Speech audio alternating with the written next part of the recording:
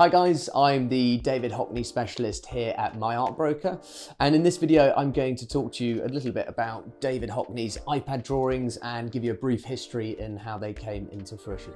David Hockney is known for being a master in all mediums, and his iPad drawings are no exception to this. Not only did Hockney sort of explore screen printing, painting, photographs and collages, he also adopted the new medium of drawing on an iPad early in 2008 when sort of iPads and Apple were all the talk. He first published them in 2010, so he had 2 years to harness this new medium, which he described as an endless sketchbook at his fingertips. Essentially, what working on an iPad allowed Hockney to do is to travel to places that he would never have previously traveled to.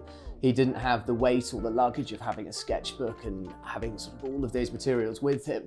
And instead, the iPad allowed him to use a much more vibrant color palette and to have access to tools, whether that's zooming into a screen or using sort of different skills that were involved in iPad drawings to enable him to sort of recreate images in a much more sort of powerful, quicker way. So it really was quite exciting.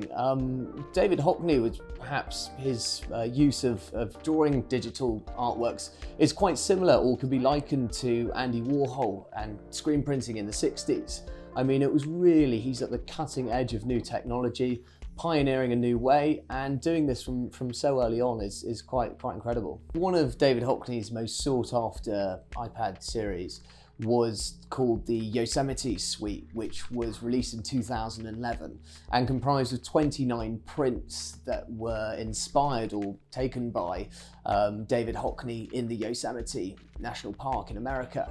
And essentially within this suite, Hockney's trying to capture the changing seasons in the Yosemite National Park, really focusing in on the changing of colours, the sort of shape of the trees, and sort of the abundant landscape, which you can really see in all of these great works. The demand for these is huge. I mean, most of these are an edition of 25, and there's not many that come to the market, and these are very popular with our collectors. So the Arrival of Spring series is another extremely popular series done by David Hockney, and the recent sales for these works have been incredible, and it really does sort of show the demand at our end.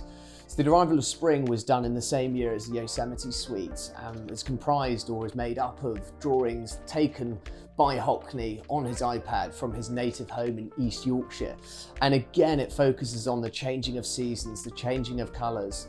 And David Hockney's use of the iPad and the availability and the abundance of colour allowed through the iPad drawing has really enabled him to capture these epic contrasts in colour, and you really do get a sense of the English changing seasons, and they're really dramatic. In more recent times, David Hockney has partnered with the German art publishers Taschen, who in 2016 released 4 separate iPad drawings and sketches of still lives that were comprised up of a limited edition of 250 works that were all signed by David Hockney and numbered in the lower left margin.